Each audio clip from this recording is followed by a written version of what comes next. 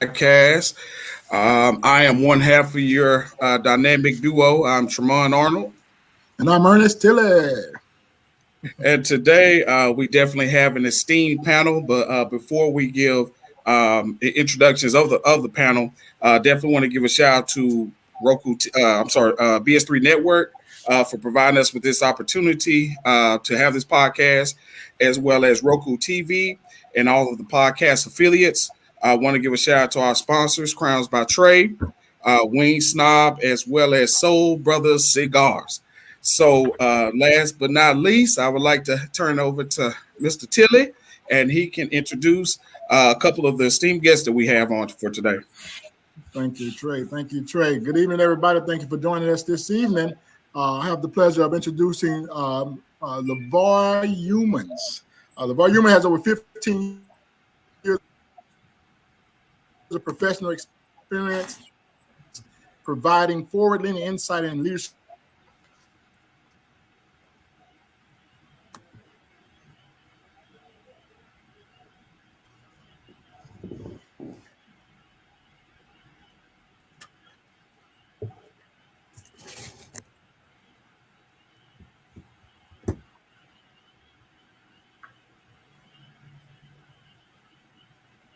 Joining us this evening, I have the pleasure of introducing.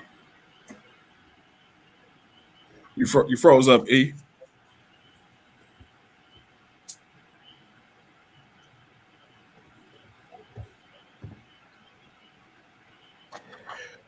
All right, hey, having a couple of technical difficulties. What I'll do, I'm gonna jump in. One of our guests, we have Miss Crystal Bates. Miss Crystal Bates was born and raised in Longview. She studied her Master's of Divinity at Baylor. She's also the president. I hope I got your title right, of the DFW Metro NAACP.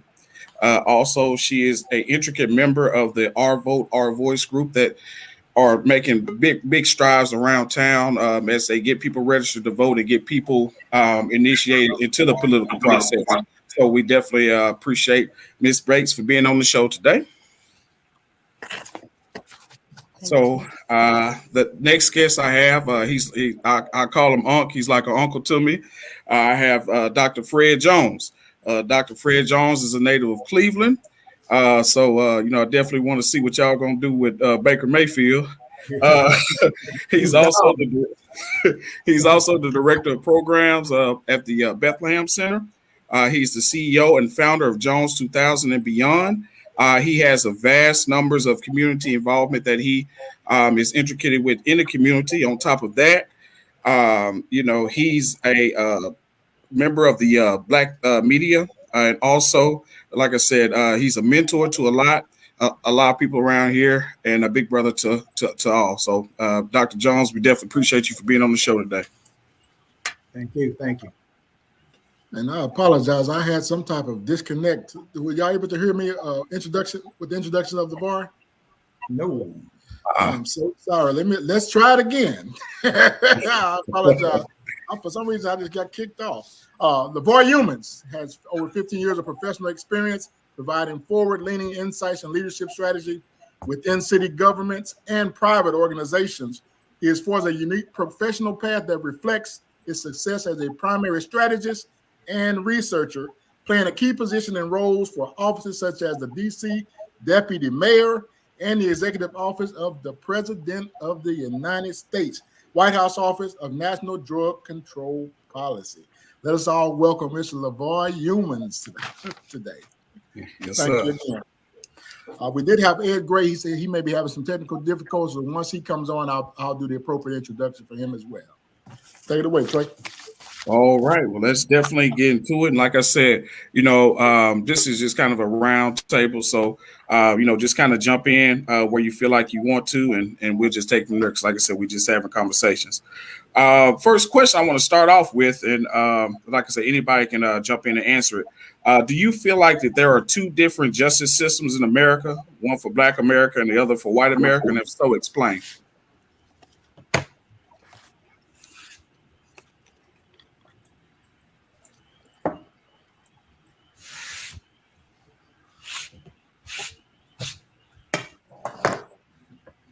Any of you can chime in. We can start from Miss Bates. Would you like to start? Oh, Lord. So yes. Of course, I think we all are probably on the same accord there, and we see that evident in how when it comes to African Americans involved in certain crimes, the way we're punished or treated versus somebody else. For instance, I mean, we've all have been inundated with people that look like us that who might have had possession of marijuana. It been their first offense, and they get 25, 30 plus years for that. Now, for some people in other places, that may sound like an exaggeration, but it's not in the state of Texas. I know several that have had excessive sentences due to possession of marijuana, but on the other hand, had they looked like somebody else and had crack cocaine or something else, they may have gotten probation. That's just one example.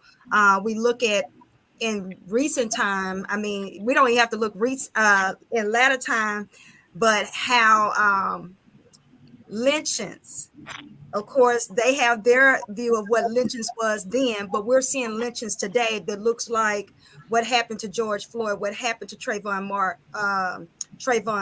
So those are lynchings that we see today, and then people are walking away, So of course there are definitely a justice system for them and one for us. We look at men that are going to jail for first offenses, and then they're getting out at 50, 60, 50 years old. Well, they've missed out on having a family. They've missed out on having children. They've missed out on having grandchildren. And there's just no outrage when someone's whole life is stolen like that. So, yeah. Thank you so much for that. Mr. Jones? Well, I think we can actually say that there is a 3 or 4 or 5 level justice system going on in the country, because we know that since the inception of America, only white men received some kind of justice. Native Americans were treated unjustly. If you were a woman, you were treated unjustly. And of course, we know the whole system of slavery goes way back into 1600s, 1700s, when we were marginalized, 3/5 of a human being. Then we had the black code, the black laws right after Reconstruction. So it's always been designed that way. So, what we're seeing is just a perpetuation of what's always occurred. And then when you have the inner fightings that sometimes we do within ourselves, it only seems to weaken our standards and our status. But that, like I said, the justice system is just that it was created by them, for them, and so we're always just trying to fit in. But there have been some, what we can say, there have been some breakthrough cases every now and then. There have been some warriors. This show, for example, is a prime example of why we need to continue to do the things we do and continue to say the things that we say, so that we can hold them accountable.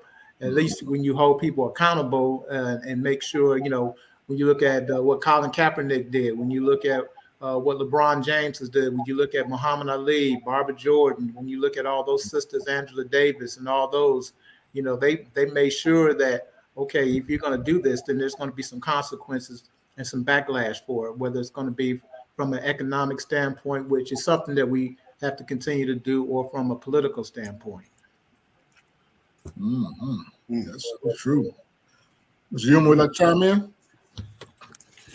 Absolutely. I echo Reverend Bates and Dr. Jones. There's multiple systems of justice in play currently, and it's been more exposed now with social media and different outlets now more than ever before. And many of the positions I've held, most of the policies being written and developed are written from a place of a patriarchal mindset that does not include the voices of people of color. But in some senses, we could even say that there is no justice for Blacks in America. Okay. And it's beyond time for many of us to collectively merge our voices together and stand to demand a change here in America. But I agree. Mm-hmm. I think Lamar is on that. The key point. It has to be collaborations, and we also have to remember one minor point that can be a major point is that we're really only 13% of the population. Right. And when you equate the numbers, you look at the percentages and the numbers. You can look at the prison population being 45% of our population, which decreases us down from 13%. And then you look at those individuals that are apathetic, don't care, aren't going to do anything anyway. So that further weakens us. And so it really isn't a whole lot of us out here to make sure that we can keep justice going. So it may seem like it is, but it really isn't when you equate the numbers with the process. So all things considering, when you bear down on the facts and the numbers, we're actually creating at least what the brother said and the sister said, we're creating that they have to think about it. They can't just do what they want to do anymore like they used to. They have to think about it because they don't know what we're going to do. That is so true. That is so true. I'd like to take a pause right there and for purpose of introduction. That we got Ed Gray back on. Thank you for joining us, Mr. Ed Gray. I want to give an appropriate introduction because you heavy in Dallas, Jack. So I want to definitely give you your proper introduction. Ed Gray was born in February 1st, 1962. Dallas native who graduated from Dallas Carter High. He furthered his education at Dallas County Community College, enrolled in El Centro Community College as well. He's a graduate in 1986 with an Associate of Arts in Applied Science degree. During that time period of his enrollment, he was nominated for the prestigious Harry S. Truman Scholarship. He remains active in the community and with his family. He's a husband, father of 4, and grandfather of 3.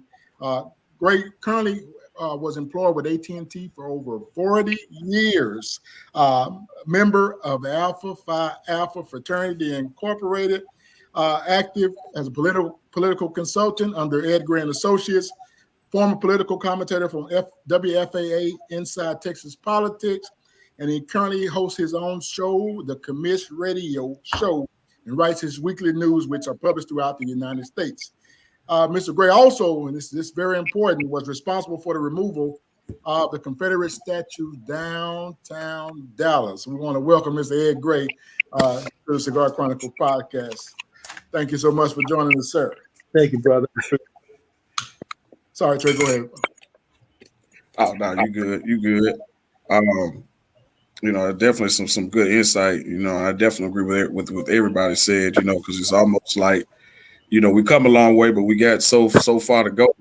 So it's always like the finish line is being moved. So I definitely agree. My next question is, compared to 4 years ago, are race relations in America better, worse, or about the same? And we're going to start with you, Mr. Gray. Oh, well, you know the answer to that already. They're worse. They've been bad since 2009. And the reason why they've been bad, because America has been in rebellion against its own judgments, because it's revenge for a black president who lived in a White House. And that's the reason why race relations are bad. We always go through this deal about, I can't believe this happened, and then you insert the year. I can't believe this happened, it's 2022. I can't believe this happened, it's 2021. Race relations in America will always be bad because America has not taken responsibility for its cardinal sin. And the cardinal sin is how they treat black people. We're always going to have relations that are not good.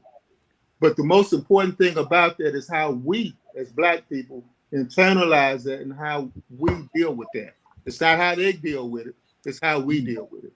So that's the answer to that question.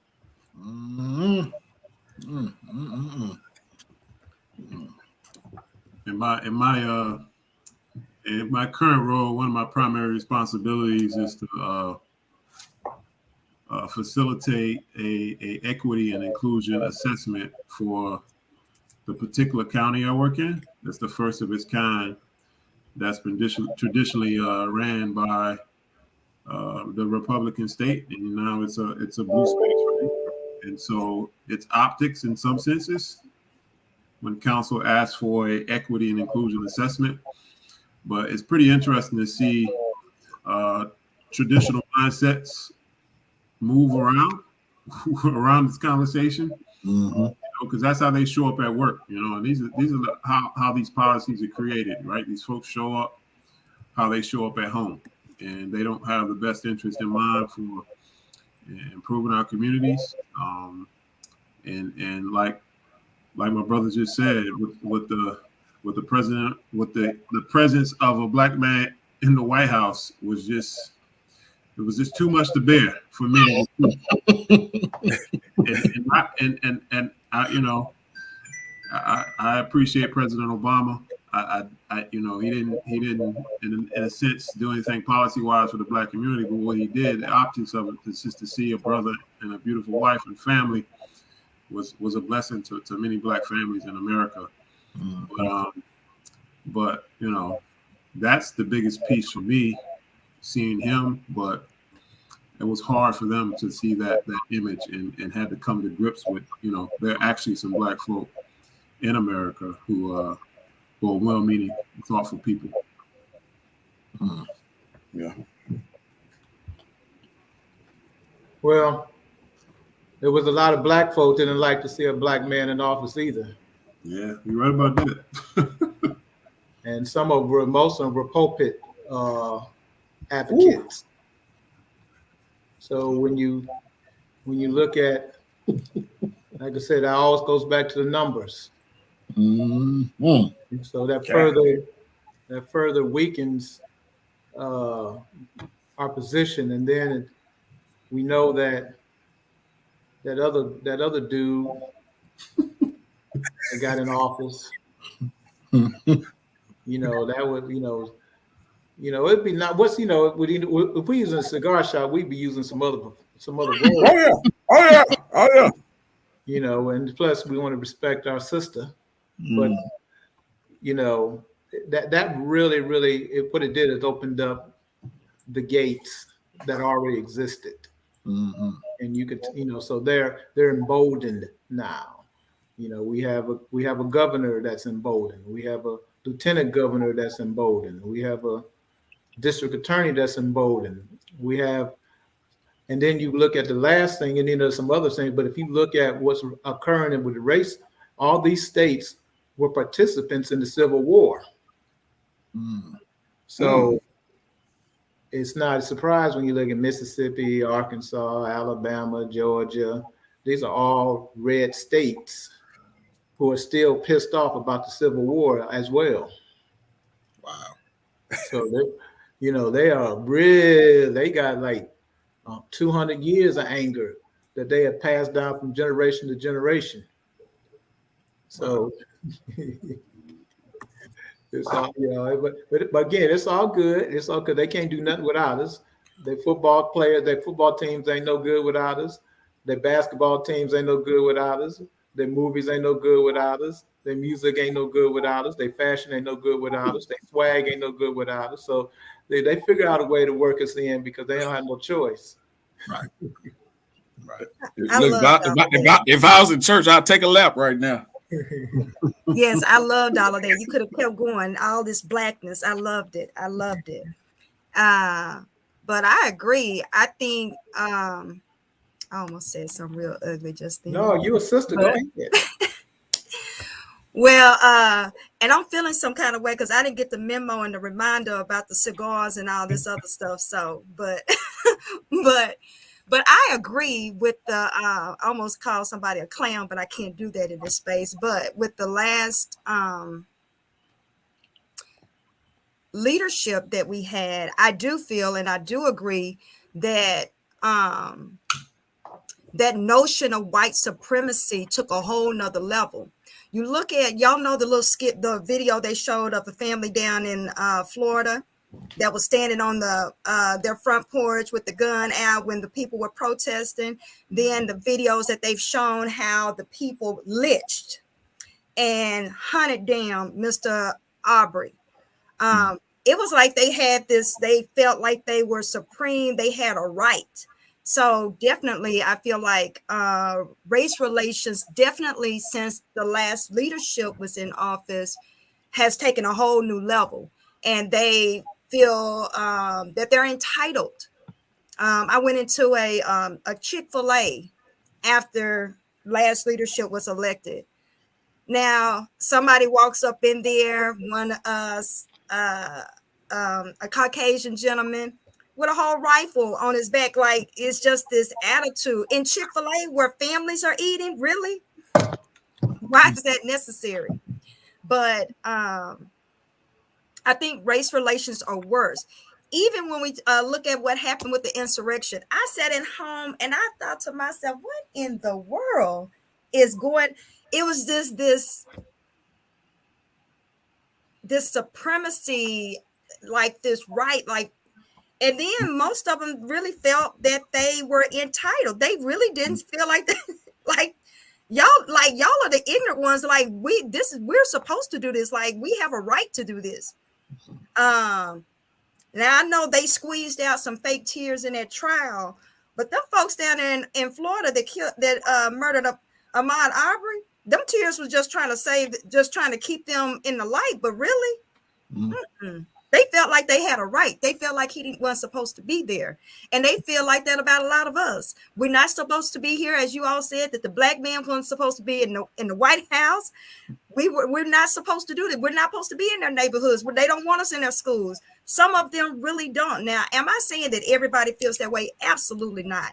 Am I even saying that the majority of others feel that way? Absolutely not. I do not believe that. I feel like there is, unfortunately, a small group of ignorance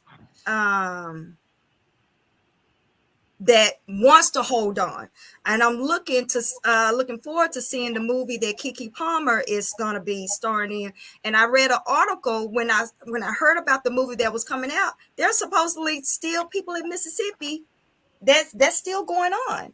So, yeah. Yeah, to your point, like I said, they seem like they're intentional with what they're doing now. So it's so out in the open. So I agree with you 100%. They're just reverting back to their natural state. They're violent. That's just their nature. They're violent, and this country was formed on violence, and we just get to see it in modern day times. What many of our ancestors experienced hundreds of years ago. I can't imagine the trauma and the violence that they had to experience. And if we can see what we see on TV today, it's mind blowing to me. But it's them forming back to their natural state, and that's just the way it is.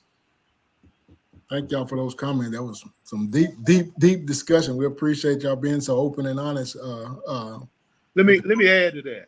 Yes, sir. They didn't go back to that natural state. They never left it. Right. They never left it because see, we as black folk have what we call the cool quotient. If something looks cool, we say it's okay. You know, Bill Clinton looks cool because he can blow a saxophone, but he's okay. But then he leaves mass incarceration. You know what I'm saying? No offense, brother Trayvon. I know this is an Arkansas thing, man. But this is the realities check, though. Yeah. But when it comes down to it, we always deal with the cool quotient, but they don't deal with us in a cool way as well. They never left. This is our natural state. People who are in power do not want to give up power. When it's stated by 2040, the majority of the United States of America will not be people that are European descent, then that takes away the whiteness quotient. So if you only have that as a way to say that you're superior to somebody through white supremacy, then you're going to have this, and this is just going to be a natural state of affairs. And That's the way it is. Would It's you, what DMP used to say. It's like that. Mr. Ed, would you say it's a changing of a dynasty or a dying of a dynasty? I wouldn't even know whether or not it's a changing of a dynasty or what, because the greatest proponents of white supremacy are not white people, they're black, they're people of color.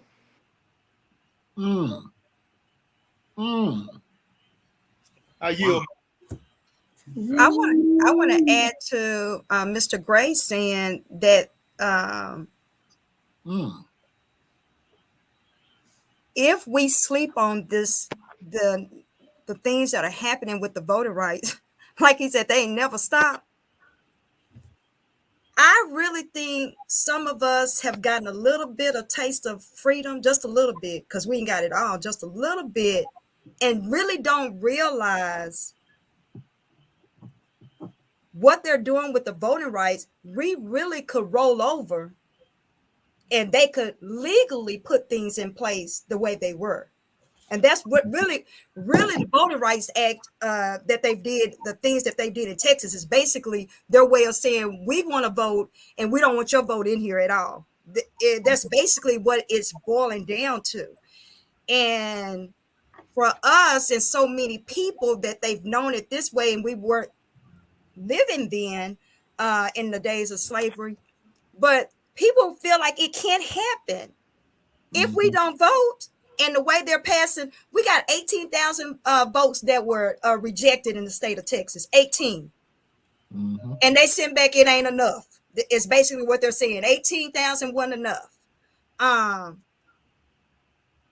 The reality is, with the stroke of a pen in the state of Texas, you have to be registered to vote 30 days before the election. So therefore, if they had plans to put us back in the cotton fields, our 30-day window is already gone. We can't go register to vote after the 30 days. So even if we woke up and got some knowledge that this is going to happen, we're not even registered to vote. We don't participate in voting. It's just people have to wake up and not be so passive about our freedom. We have to be intentional about protecting and guarding that freedom, our rights to vote. All of that needs to be important. People need to realize what's really at stake, because I really don't, that we have to beg people, especially people that look like us, to vote. Do you really understand what's at stake? I don't think we do. I think it's clear that Texas being a state where we have the most African Americans in any other state in the United States, you would think, that would be sufficient enough for us to use our voice and to vote. But again, it's like it's falling on deaf ears, and at some point we're gonna have to figure that piece out. So, but you also have the largest incarceration rate of Black people. So once you're incarcerated, it reduces your ability to vote. Because I know that was one of the main things we were working on at the Urban League and some of the other places that we were working with. So again, that goes back to that percentage, when it decreases the percentage of numbers. So when you have 8-9% of us that are really strong enough to do something, and now you can take out away from that, it really reduces that, because they already are afraid of us, and they've always been afraid of us. Even though we're the population that we are, that's what they're doing. They've done it in all these states. Again, we're talking about mostly Confederate-led states are implementing these types of voter restriction laws. And then you look at Wyoming, you look at Oregon, you look at North Dakota. They don't have enough people of anybody to do anything, so they're just going to go along just to get along. But you can look at that red state area, all of them, Texas, Alabama, Mississippi. Once again, they have all reduced the voting ability of Black people, of anybody other than white males. See, they're actually infiltrating into white females who are loudmouth and with your Karens and all them, who are carrying the torch. And so it's already kind of done. So what we just have to do is just to keep on. We just have to keep voting. We have to keep talking about it. We have to keep pushing for it because, like I said, that boy we got in Austin and his cronies, they've already passed this law. Mm-hmm. And then the last point that we got to look at is when we put you in office, everybody ain't doing what they're supposed to do that gets in office. Because I wanted to know how come we didn't know more about this while it was being implemented, and you were there in the meetings. You were there around. You should have been talking about this. You should have been pushing this. You should have made a stink about this. And if you are in a position to do that, but you did not, what does that say? Right. Yeah, that's a good point. And kind of touching on, a big issue has been the critical race theory here in a lot of states, specifically here in Texas. I want to get your opinion. We'll start with Mr. Humans. Should cities and towns be forced to recognize its racist past? You can't force a racist to not be a racist. It's just, if you wear size 13, you can't put on a size 10. It's just not. I mean, I don't see it being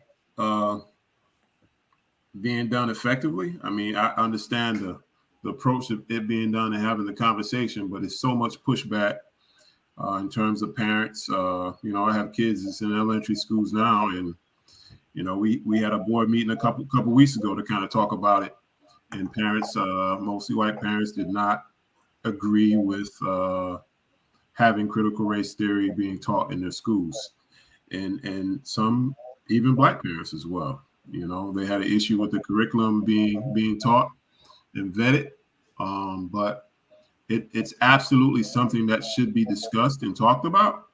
I'm an advocate of organizing and having critical conversations strategically to have the conversation from a holistic perspective, to really talk about some of these layers to the conversation that many of us don't talk about, because there is a self-hatred within the Black community that we don't talk about that is kind of mentioned here throughout this thread and conversation. But I really feel we have to start within the Black community, in our homes, in our churches, in our own spaces, to have these conversations and stop looking to spaces for validation to have these conversations.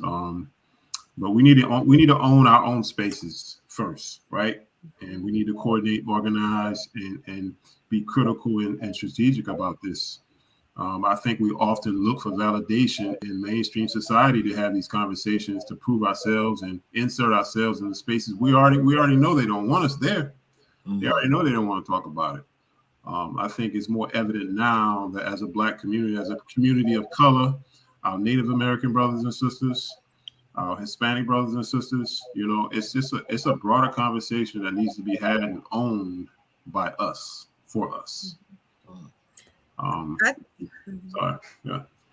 I'm also a proponent of self-thinking, like think for yourself. And I also believe that, as LeVar just stated, that we definitely, I agree. I feel like the Black church all Black churches should have a curriculum of teaching Black history, or teaching it, because again, if we shouldn't leave it to other people to tell our story or to talk. We shouldn't, whether they do it or not. We should promote it in our homes, in our spaces, to educate our people. It's such a cop out to me, and such a sorry excuse for us to depend on everybody to do everything for us. Some things we ought to be promoting ourselves. Even if they don't allow it in the school, with oratory type, there should be curriculums. It just should be taught in schools. Back when, it was encouraged that in our Black communities, even our ancestors from Africa, if you go to, I went to a naming ceremony not too long ago, and they were just talking about how generationally they passed on the stories. that was always very common in the African culture, is that they taught their own. Even in the Bible, it talks about that. And so I think that we just should take responsibility even in our own spaces. Our branch of the NAACP, DFW Metro NAACP, one thing that we open all of our meetings up with is a Black History moment at the beginning. And we did that before we were even activated as a branch. And we've continued to do that for the last couple of years, is that we open up with a Black History moment, 12 months a year. Not just in February, we do it on a regular basis. So it needs to become common and natural and regular that we teach Black history and encourage our people and as many as possible to think for themselves. They don't want us to, they want to remove the critical race theory because they don't want you to think for yourself. They want to tell you how to vote. They want to tell you how to think. They want to tell you how to believe. They want to tell you, they want to coach you and tell you to do what they want you to do versus you thinking critically for yourself. So that's just another way of continuing to press the white supremacy thought. And that's just it all boils down to, it's about them and not about us, and they want to stay supreme. And so they got to suppress the vote. They got to not teach history in school. It all ties in together. Appreciate that. Thank you so much, Mr. Gray. Thank you. I appreciate it. CRT, when we talk about CRT in Texas, we are assuming that Texas, which ranks at the very bottom when it comes to education in the United States, I believe it's 46 out of 50 states. If you want to include the District of Columbia, it's 46 out of 51. That would imply that the students that would have to take CRT would be that smart enough to figure it out.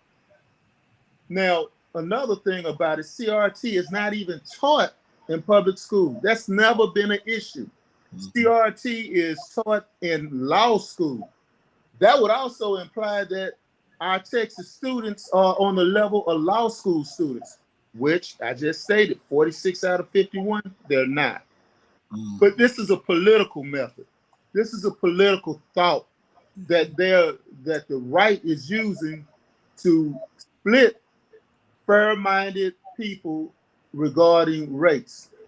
And also, this is a method in which we as Black folk now are concentrating on how we're going to teach it in schools, which we're not teaching it in schools.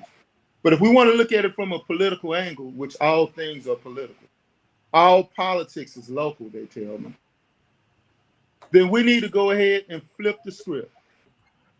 We need to go ahead and state, as the good sister has just stated about how we're teaching it, is the fact that we need to state to them that you're trying to remove Black history out of schools.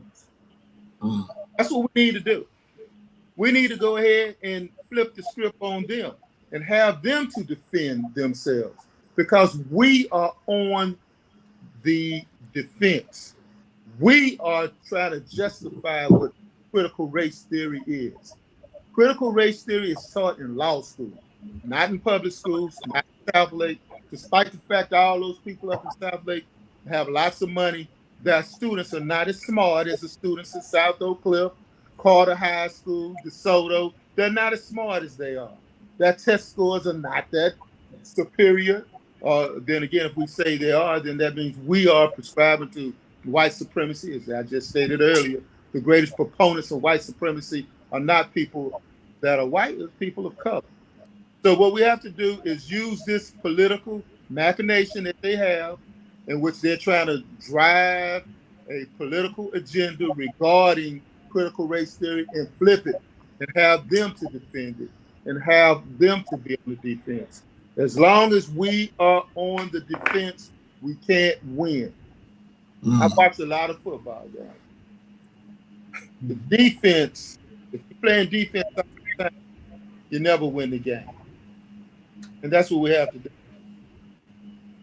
Oh, wow, that's powerful there. Appreciate that, Doc. Any addition you want to add, Mr. Jones? Dr. Jones, sorry. Yeah, I got it. Dr. Jones. How you doing, Dr. Jones? Hey, how are you doing, my brother? All Good to see you. same here.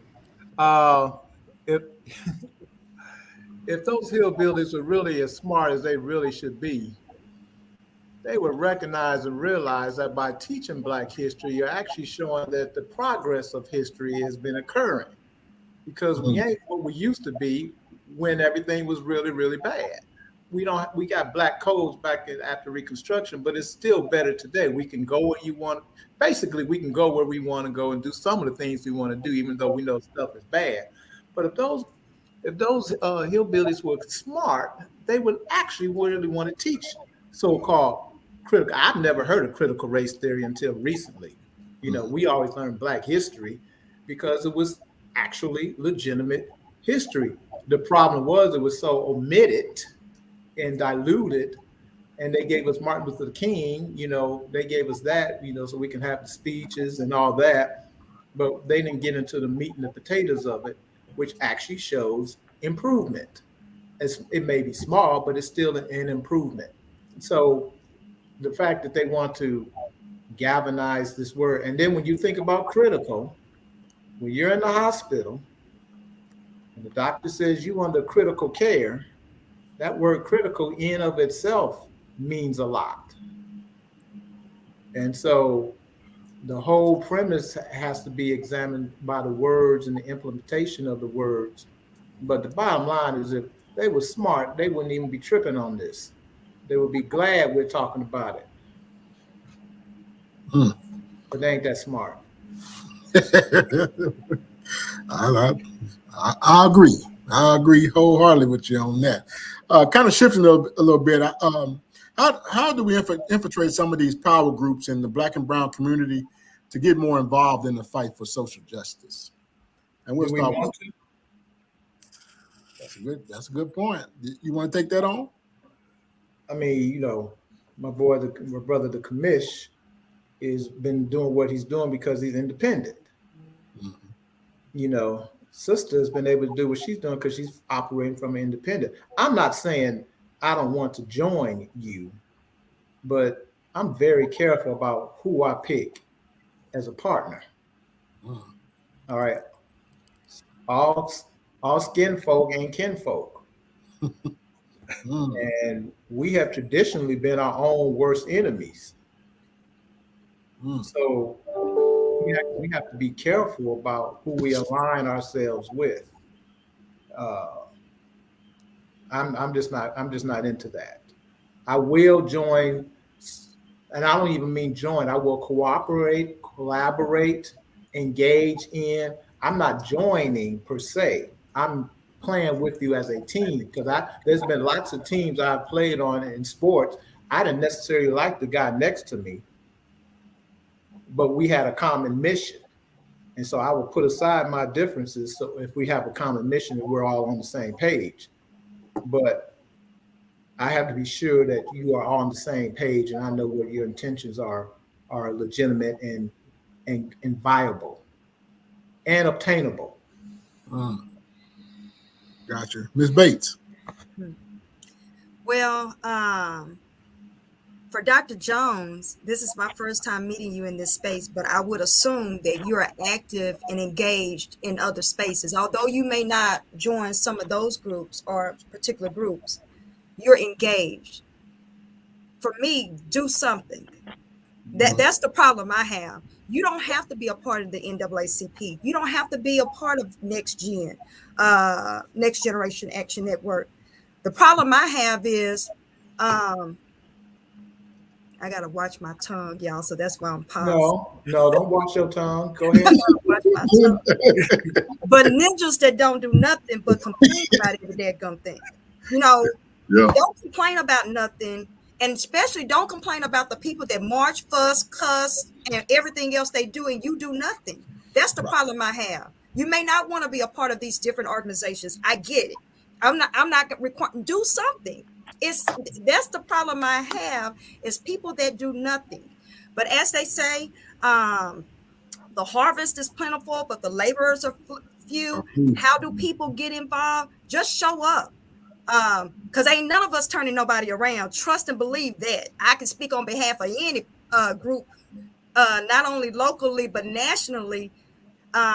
It's always that small 2, 3, 4%, less than 10% that's doing all the work.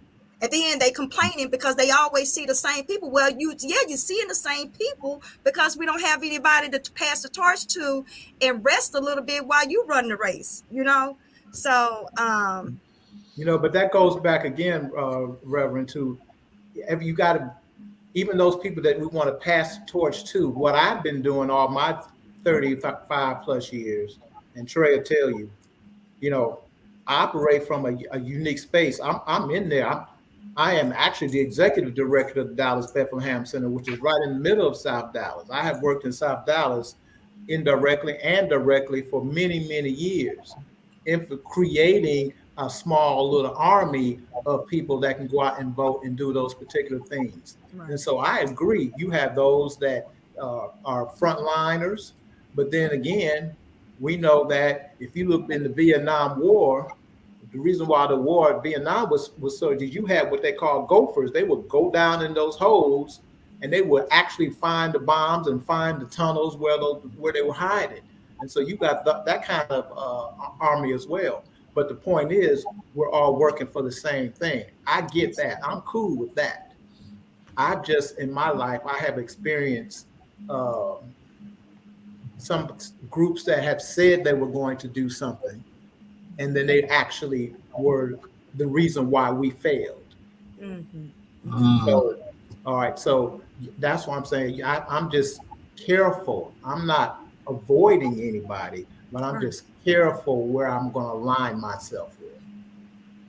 But I think that's great because, again, I just want people to understand they don't have to be a part of a group. You can go out there solo and do a whole lot for the cause. Power of one, that's right. Right. Yeah, we have people, I mean, I'm not speaking about anybody on this panel here. We got people that ain't doing nothing. Even if it's not with a group, go do something with the church that's for a good cause. Yeah. You don't just go by yourself and do something. You could load up a bag of stuff and go downtown Dallas and feed the homeless and make a difference by yourself. Get your red wagon and fill it up with some stuff. It's just such an excuse for people not to do something. You don't have to be a part of a certain group. And I agree, there are some groups, I won't say where, but there are some groups that I feel like are doing great things, but the way they go about achieving those things is not something I'm not going to complain about what they do and how they do it. It's just not the way I operate and not the way God has called me to get the word out, not the way he's called me to do the work that he's called me to.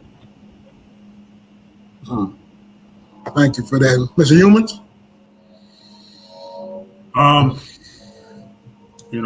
had some unique professional experiences. I've been a national spokesman for an organization, a couple different occasions, and the closer I got to the sun, I really found out how hot it was and who's real and who's not. So I choose to engage my community, that I can actually touch and feel and talk to on a daily basis.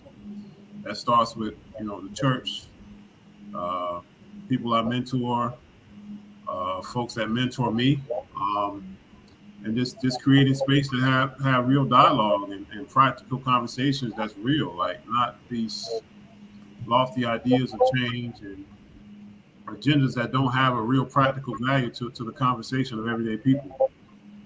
So I don't find myself getting involved with big organizations anymore. Just from my own personal experience, I find value in these types of conversations. I find value in working with Trey on issues. I find value with working with folks that I've met professionally and are doing things that I know that are unique and different, that are strategic, that are laser focused in its agenda, and I can actually see tangible results. And that's kids going to school. That's kids getting interested in politics. That's kids voting. That's young adults making changes in their lives to be, well-meaning and intentional folks on a daily basis. So, yeah, that's where I'm at in terms of, kind of standing with some of those big organizations. You see a lot of them in the news about taking money and just a lot going on. It's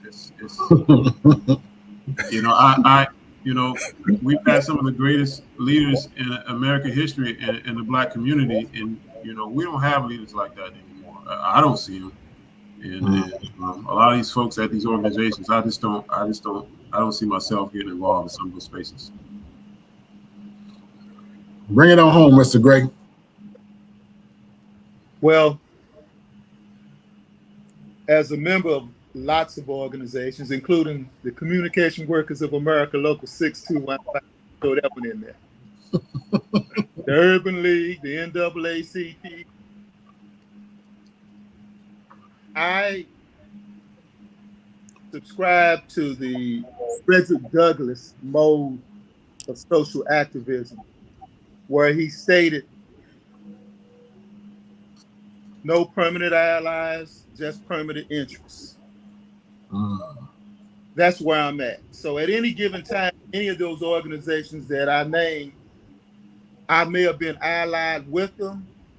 Our interests may have been the same. And then again, it may have been like a Godfather type thing, where our interests were not the same. But as long as we were headed in the same direction, and that direction for the social uplift of our people, then I'm with it.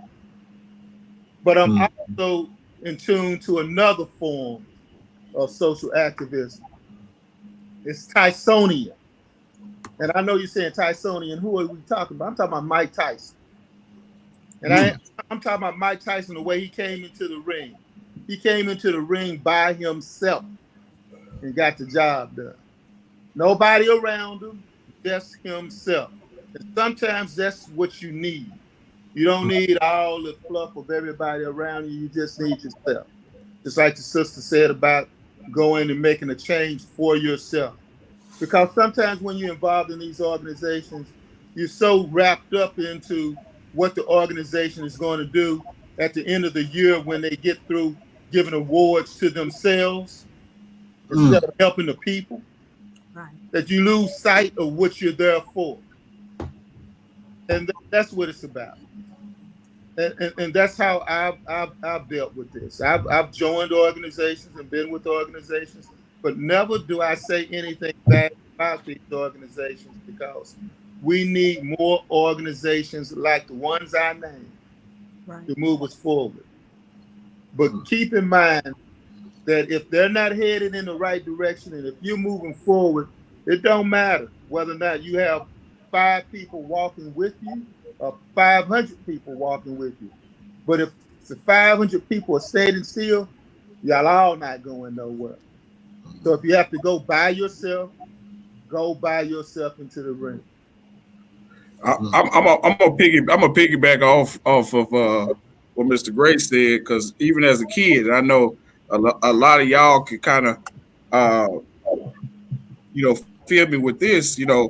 If I go to the mall, if we going to the mall, if you ain't gonna fight, don't come to the mall with me, because the last thing I want to do is go. And if I get jumped, I'm gonna hate you.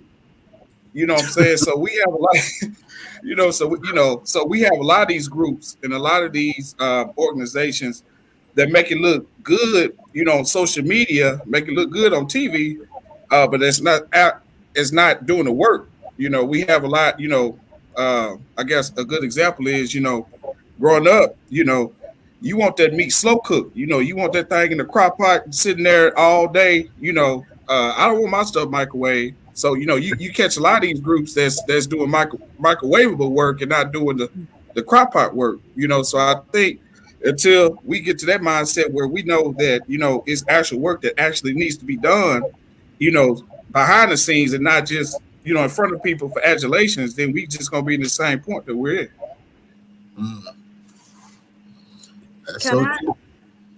Yes. I know back in 2020 when we started and activated DFW Metro NAACP, I had several people that came to me that were like, Christina, you already have a follower, you already know people, you already doing this. You can start your own organization. You don't need to start anything with the NAACP. They're not doing this, and they're not relevant today. They're not. True, we all can go out and start our own something. But to me, why complain about something, especially an organization that has been here and did so much for the Black community over 100 some years? And why don't we be the change to make it better or to resurrect it? Why is it always so necessary that we just keep starting this and keep starting that? Oh, it's hard running an organization. It is not easy. So instead of going out, starting something new, versus holding these organizations accountable. Hold them accountable. It's not always necessary to go start something new, or as Mr. Gray has stated, to complain about what others in these organizations. Hold our elected officials accountable, hold our leaders accountable, hold these organizations accountable, maybe decide to join them and help make them better. Again, it's just always so easy for people on the outside not to do anything or not to join an organization. And that was my explanation, because again, it was so many people that have grumbled and had so many complaints about they were unhappy with the NAACP because they hadn't did this and hadn't did that. Well, okay, well, why don't you come with me and let's join together and see what we can do to add to it, to make it better. Again, it's an organization that's over 100 years old. I just think we can, some of these organizations that we complain about or don't want to be a part of, and I think that's fine. It's not a right or wrong, and I don't want anybody to feel guilty that they don't want to be a part of any organization. But some organizations that I feel have really done the work, I think it would be great for our community to invest in them and help them survive.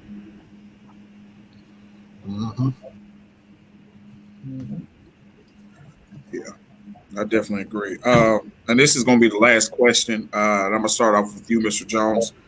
Blacks were asked to do a lot to get President Biden and Vice President Harris in office. Do you feel like this administration is doing its best to get behind the Black agenda?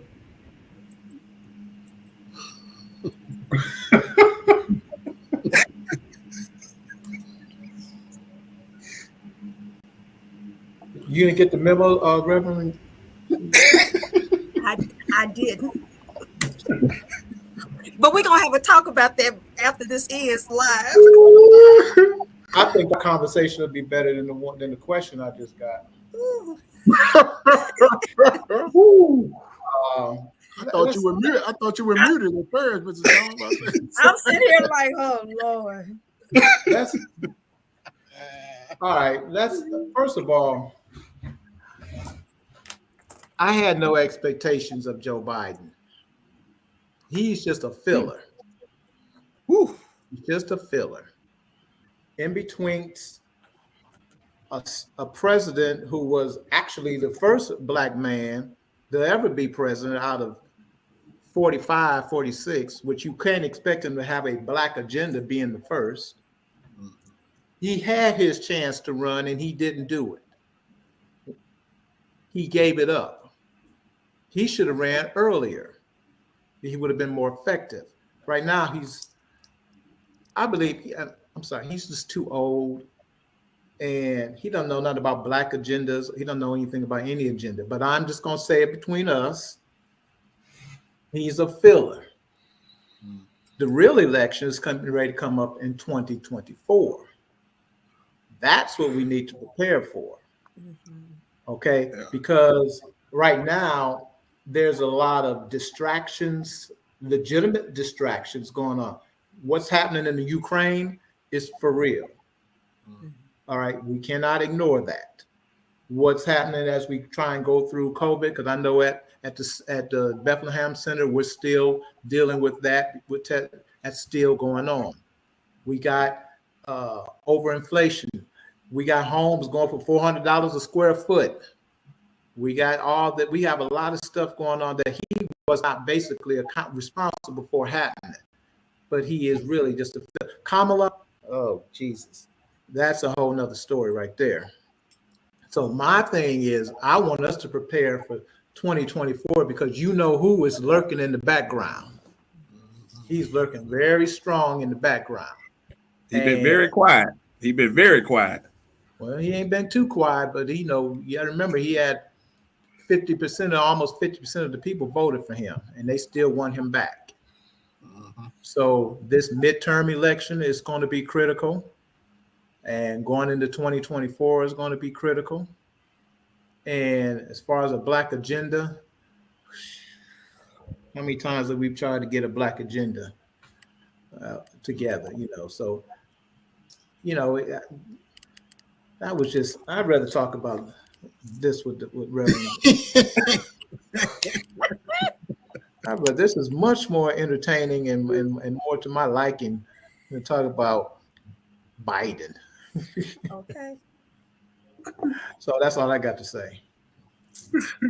Well, I tell you, y'all, we've been fighting a long time. Like Celia said, all my life, I don't have to fight. We've been fighting a long time. But when COVID-19 came around and they talked about Asian hate, they passed a law real quick. It took them no time to get that passed. They have been in war with Ukraine for less than a month, almost at a month now. And it took them no time to come together and decide how much money they were going to send over there to support their war. They can think real quick to do everything else that don't involve us. But when it comes to something about defending us, it's all of a sudden everybody, they moving slow. They can't work the finger. They can't sign it. It's just always a problem. The UN even has come in and said that there are issues in the United States after the George Floyd incident happened. I think the UN came in and did some investigation and stuff. I am not happy with what's going on there. I agree, Dr. Jones. I would much rather have another conversation. I'm not happy. I'm not pleased. I'm not happy. I'm not flattered. None of that. I'm not even going out of my way running trying to see none of them. I mean, again, even the John Lewis Act, it's not that difficult. They don't want to. They don't want to. They do everything else they want to do quickly. When Asians were attacked, it took them 2 seconds.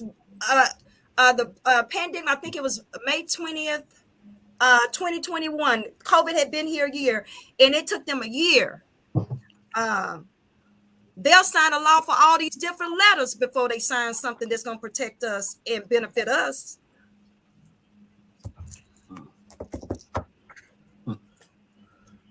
Yeah. It's much more interesting. Brother Lamar. Man. It's like a relationship I was in years ago. I knew it wasn't right for me, but I kept going back to it.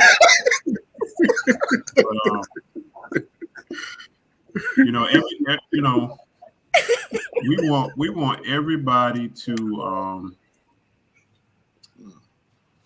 kind of validate us for some reason. Like we just look for validation from just these various audiences and identifying our agenda and looking for them to create an agenda. And it's just not going to happen. It's just, I don't care. Even with the next election, it's just not going to happen. Like Black folks are just not respected. They're not considered. And we get a little bite of the pie. We're happy for a little while, but at the end of the day, when the rubber meets the road, until we make a true stand, we'll continue to see things like, the Asian bill pass and them sending money to Ukraine. And it's disrespectful. It's actually pretty disgusting, Mm-hmm. It's just disgusting at this point. And if we choose not to do anything about it at this point in time, whatever happens to us in our communities, shame on us. Shame on us, man, because you gotta give up that old girlfriend at some point and that old boyfriend at some point. You gotta try something else, and try to marry somebody else. But I don't know what that looks like, but we just got to have honest conversations about ourselves. That this thing, it just ain't fitting. It ain't working. And we've been having this conversation for years. Right. Well, Mr. Humans, you brought up relationships, and my big mama told me, can't nobody treat you no way that you don't let them treat you. We don't get outraged and aggravated. We let them. We won't march. We won't vote. My big mama said, can't nobody treat you anyway unless you let them. And we let them. We sit back. We don't. Our true sense of self-hatred is so naturally ingrained in who we are in our communities. Like we absolutely have just no sense of self-respect and just loving ourselves and wanting to build our communities from a collective standpoint. There are pockets of that being held and done, but collectively, as a community of color, we talk about white hatred, but the hatred that we have for ourselves and is much more powerful. That part. Yeah. And I guess we've been westernized because when you look at our ancestors, our people they are proud. We came from a proud people, and it's sad. Rather talk about this. Oh, Mr. Gray, like he was trying to say something. Go ahead, Mr. Gray. Well, thank you, brother. I appreciate it. Thank you, sister, as well. The question was the Black agenda. I didn't know we had one, first of all.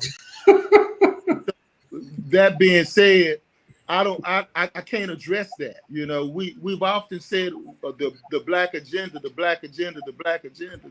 The last people who had a Black agenda was the Black Panther Party, who had a 10-point program. We don't even have a 10-point program to address it. So in order to hold Mr. Biden responsible for the so-called Black agenda, you have to have him to guarantee that agenda. If you want to talk about getting the sister on the Supreme Court of the United States, that was James Clyburn's agenda. So if that was the case, then if the most important thing to do was to get a sister on the Supreme Court, why didn't we hold a Black president accountable for that? Because he could have put her on the Supreme Court instead of having Merrick Garland to be appointed on there. But we ain't holding nobody accountable, right? Because we didn't have a Black agenda. So now that we have discovered we don't have a Black agenda, where are we going at with Joseph Biden? Joseph Biden, as Dr. Jones said, is a caretaker. All this is a caretaker type government as it stands right now. This is what it is. When you elect a man that's 78 years old, I think he's older than the guy that's running for president right now, who's trailing very high in the polls right now. That's the Trumpster. So now when we're talking about this Black agenda that we're talking about, we have to realize that this agenda that we're trying to hold people accountable for, we have to have it codified. We have to have it there. We have to have our ducks in a row. Our ducks in a row need to be the same way we're fighting World War III, which that's what we're in right now in the Ukraine. I heard us talk earlier about how much money we're spending in the Ukraine right now. $800 million. We got that passed just like that. $800 million. Like that's a whole bunch of money. $800 million is not a whole bunch of money. Floyd Money Mayweather made $125 million the last fight. And we're bragging about we spent $800 million in the Ukraine. That's like Money Mayweather fighting 8 times. There's no money to be had in that. When we look at the Black agenda needs to be based upon economics. Economics. We always talk about building Black Wall Street up. 13th largest economy in the world. Right here, underneath your feet. And we're walking around talking about we're poor and we don't have an agenda. But the Ukraine is nowhere near 13. And they got the world's attention. The Black agenda needs to be based upon the oppression that we have right now. They talk about how many people being in prison right now in Russia. How many people are being in prison right now at LSU. Lou Sterrett University. Because they can't make bail, they in jail. Doing some rap stuff. They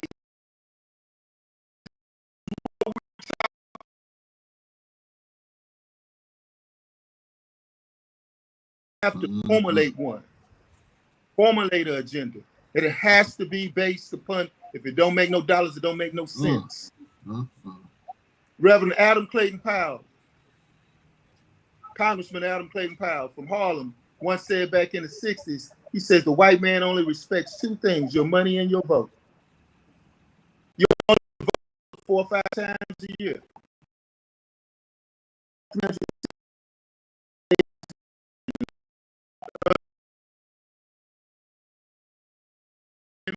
we spend twice as much as that. So that's what we need to do. We need to have our Black agenda based upon certain concrete indices in which we can hold people accountable, no matter who they are, whether or not they're Republican or Democrat, whether or not they're liberal or conservative. We must hold them accountable for their actions and their inactions. Ooh-wee. You say it with your chest, Mr. Gray. I'm Yeah, Ed like, Gray. Now, Well, we have lost track of time. Listen, boy, we 10 minutes over. I want to just give a second for each one of you, if you would like to just let everybody know how you can be reached, or you have a social media, email, contact. We'll start with Miss Bates, Reverend Bates. Excuse me. Thank you. Of course, you can connect with DFW Metro NAACP via Facebook. We reside over the areas of Capel, Carrollton, Louisville, Flower Mound, and Grapevine. Also, I am the president and CEO of C Bates, which is a social services organization. C Bates stands for Communities Building Attitudes to Encourage Success. You can reach us at info@cbates.org, and it's info@cbates.org. Thank you so much. Dr. Jones. You can reach me at fjonesdesoto, @gmail.com. You can also reach me through the Dallas Bethlehem Center, where I'm the executive director over there.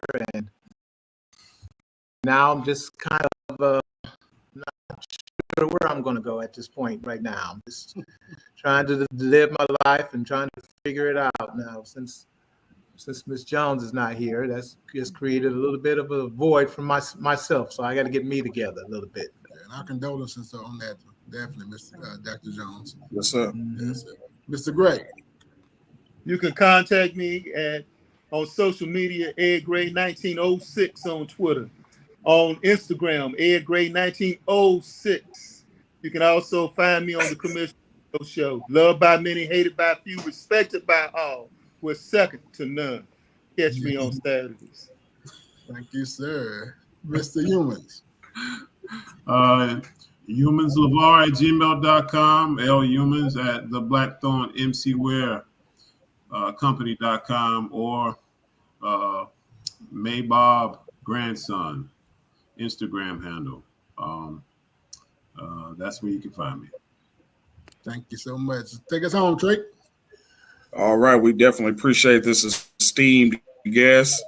Definitely, there was a whole lot of nuggets out there, and definitely, like I said, last thing we need to do is pass a collection plate after this show. Like I said, we definitely appreciate everyone for coming on.